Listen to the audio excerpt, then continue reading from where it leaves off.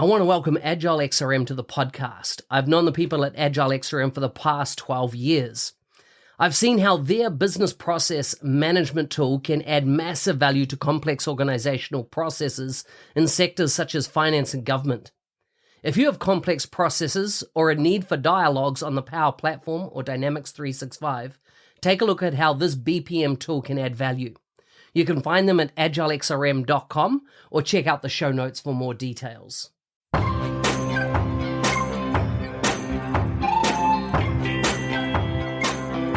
Welcome to the MVP Show. My intention is that you listen to the stories of these MVP guests and are inspired to become an MVP and bring value to the world through your skills. If you have not checked it out already, I do a YouTube series called How to Become an MVP. The link is in the show notes. With that, let's get on with the show. Today's guest is from the USA. She works as an independent consultant for Dynamics 365 and the Power Platform. She was the first awarded her MVP in 2022, so nice and new. She has a podcast called the Dynamics Hotdish, and we're going to uncover and talk a bit about that on the show. You can find full links to her podcast, LinkedIn, Twitter, bios, things like that in the show notes for this episode. Ashley, welcome to the show. Thanks, Mark. Thanks for having me on. Good to have you on. I always like, starting off, and I've had so many MVPs through the show and many nowadays that I've never met. And, back when we had MVP summits and things like that, I used to meet everybody in person. It's been, 3 or 4 years since that's happened. Tell me a bit about food, family, and fun. What part of the US are you located in? What do you do when you're not doing Microsoft technology stuff? Yeah, so I'm actually based out of Wisconsin. So I have a fun Midwestern nasally accent that'll be very noticeable throughout our conversation.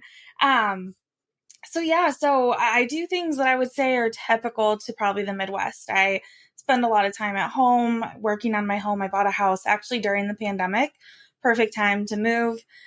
So fixing that up is a 70-year-old house. So I'm spending a lot of time doing some renovations and fixing up the outside, things like that. I love sports, as most normal Americans do. I like to cook, read, travel. I've been starting to pick up traveling quite a bit. I've been to 45 states.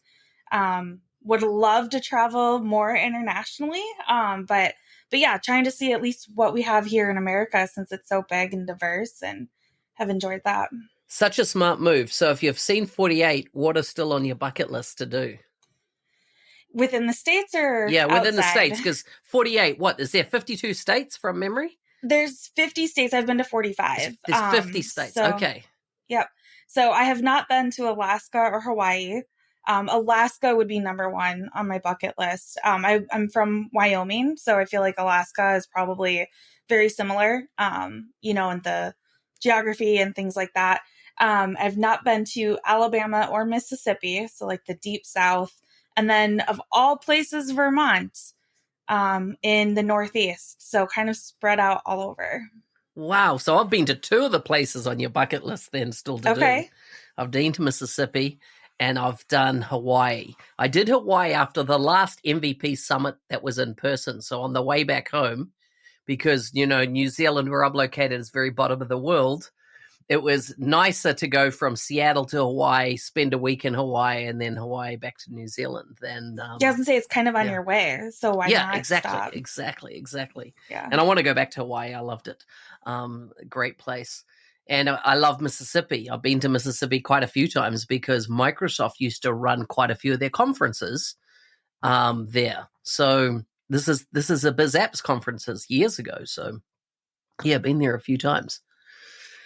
Tell us about Dynamics Hotdish. Yeah, so that kind of started, it was 3 of us.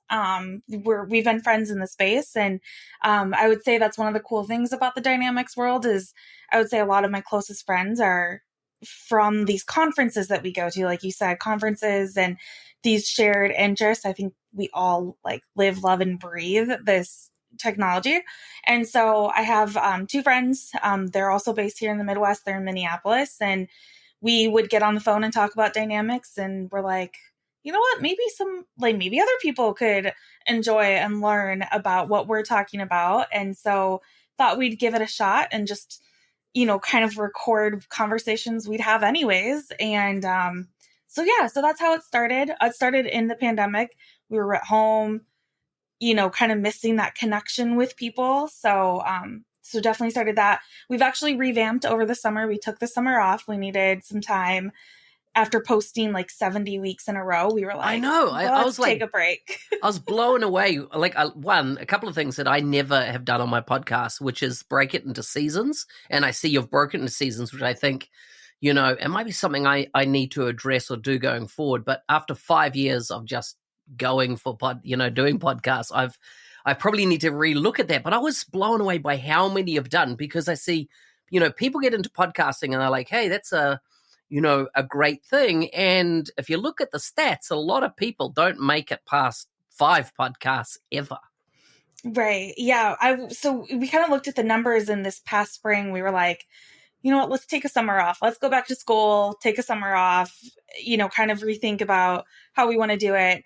And then we all have side projects, right? We all have things that we work on. All work with a nonprofit called TechFluent.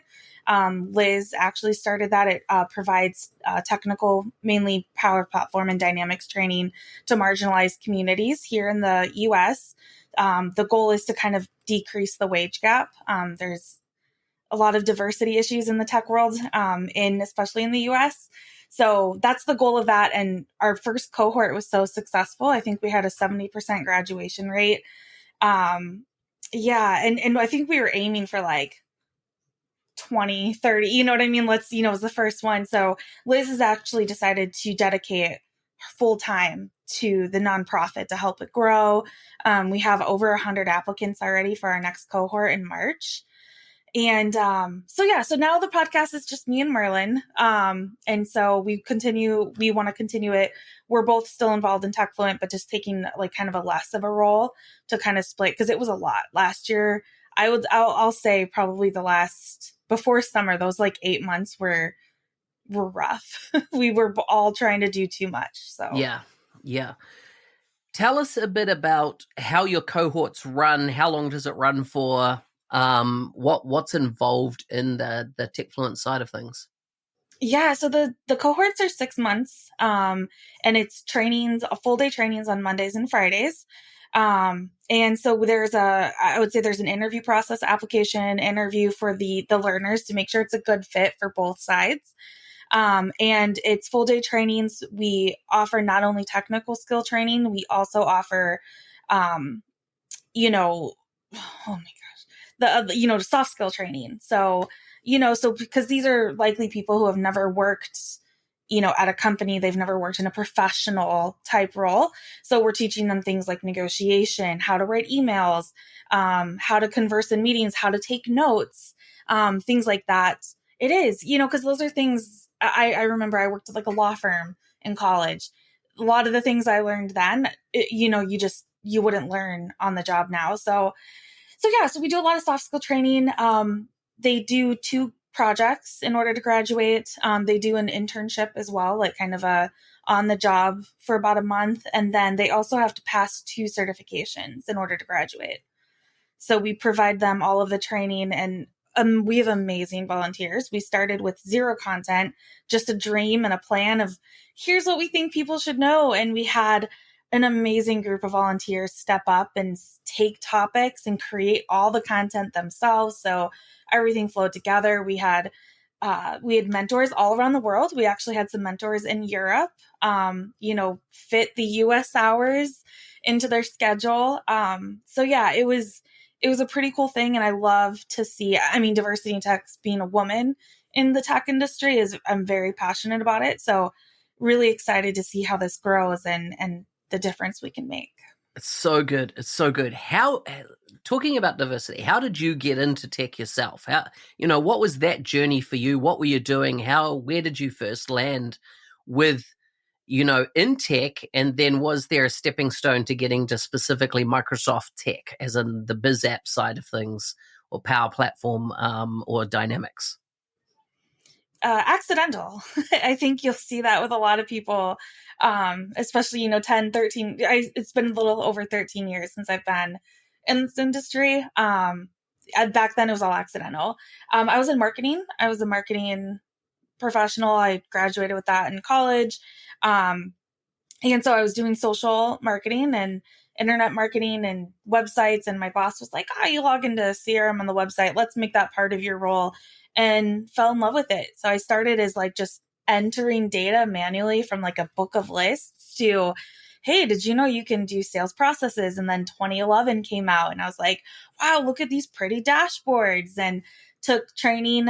So I fell into it accidentally and then just really saw the future and like I kind of saw that there was going to be a big need for people that would become experts in it. And I got lucky because back then there was not such a thing as a CRM admin. It was kind of just whoever had extra time in the sales or marketing department. And I made a career out of it. So I've always traditionally kind of been on the user side, the customer side, as an admin or manager of a team, that kind of thing. So you must have started CRM 4? Yeah, 4.0. Yeah, so Wow, been around a while. A good long time. Have you now, are you doing more in Dynamics day to day, or are you doing more in the Power Platform where you're building? And I'll make the distinction like this because, the Dynamics ultimately sits on the Power Platform, but building apps from scratch rather than extending a first-party app. So definitely the dynamic side. That is my specialty. I would say I specialize in sales. I've been working with sales teams since the beginning, marketing, a little bit of customer service. And I've actually am starting to get into project operations. That has a nice bridge over to like finance, BC, things like that. So I would say definitely the first party apps. I'm not, there's parts of the Power Platform that I don't love, like Power Automate as a non-developer. It's tough for me to get on board. I see the value. But yeah, Power Apps, understanding where Canvas apps would come in, and then Power BI, I get into as well. As in some years ago, I was actually living in London at the time, and I wrote a blog post about Dynamics 365 sales, and I basically inferred that it was 20-year-old technology and Microsoft hadn't done any investments in it. And, keeping in mind, I built my entire career. I started with Dynamics CRM 1.2 around it. And what I was doing was saying that, isn't it time? And of course, what we've seen in the last 24, 36 months is massive new functionality, whether it be around forecasting, whether it be around like the latest things with sales calls or the auto creation of your sales notes and activity. So voice coming into the mix for salespeople that allow, we've seen the high velocity type selling ability with sequences and things to come out. What's been the kind of highlight in the last 3 or 4 years? The feature that you're like, if you're going to demo to a client, you're going to show them this feature because it's awesome. It's a mix between the forecasting. So I love that you brought that up because I remember the days where you had to build forecasting using the goals and you're like one by one manually creating all these goals and metrics, and it was terrible. So I'd say the forecasting is probably number one, but all of the AI features. So anything that you can do with like analyzing notes, emails, prepping, hey, you haven't even opened this opportunity for 3 days. Maybe you should open it and take a look. All of the AI stuff is phenomenal, and probably the most exciting part of just Dynamics in general. Even on the marketing side, it's kind of creepy what it can do, but it's really changing the world. And I think it's a big differentiator with Microsoft and Dynamics to Salesforce and other tools. How have you found the split out of, when you started, you had Dynamics, what was called CRM back then, and it included customer service, it included sales, and it included marketing. And of course, now we have sales, customer service, and this whole separate application that's been built around marketing, quite different than the fork that happened between customer service and sales, right? Splitting out. What's been that, what's been your observation of that kind of split into three different products over the years? Well, it's allowing people to get more focused. I think people would get confused on, okay, where does this fit into here? And bring things in, or people would try to do too much at one time. I'd say that's probably always the failure of any implementation, is that they'd say, oh, cool, we have all three, so let's work on all three. Now you're able to kind of segment, and as a customer, you're able to prioritize. What is interesting to me is how it's all the one same database on the back end, right? It's Dataverse. But it is very different to implement them now. It's not like you just stand up the one and it's really easy to stand up the others. They are very segmented and different, which I don't know if that's good or bad, right? It's good that there's distinction and differentiation. Like, I'm even working on project operations, like I said, and that is a very different setup than sales, while they're still connected, right? Because you take an opportunity and turn it into a contract, and then that creates a project. So it's an interesting model, but I think it was the direction that it needed to go, just to kind of separate. Yeah, I would say separate the ability to take on too much at one time, or split the roles. So that's interesting. You raised project operations there, and it's been, the project management from Microsoft's point of view has bounced around a few different areas over the time, right? It was traditionally an ERP or an AX back in the day. Then when, the predecessor to the Dataverse came out, we saw project move into whatever that underlying, can't even remember, it was pre-CDS even. World. And then my understanding, and this is where I get not clear because I haven't spent any time in the last 3 years in this area, is it back as part of Dynamics 365 Finance, as in a module of that? Because if it is, you talked about transitioning a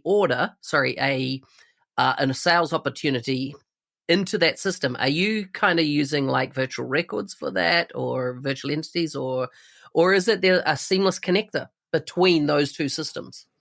Yeah, so it's actually not a part of finance. So it is actually, I would say, technically in the CE family now. Is it still in data? So is Dataverse is the underlying? Yep. Wow. It's in Dataverse. Yeah. Wow. So it's in Dataverse, and it shares, it shares with the sales. So you actually do need to create an integration between either BC or FNO or FNSCM, whatever they're calling it these days. You do need to actually build the integration between those two systems to PO. It's not, you just use the out of the box, whatever integration tool. But yeah, it's actually part of Dataverse. And it's a really seamless, easy transition from sales over to PO now. It's really cool. It's way better than PSA ever was. Yeah. That was interesting product. I try to run a large practice on it in its early days because I was always early adopter, and we had some challenges back then.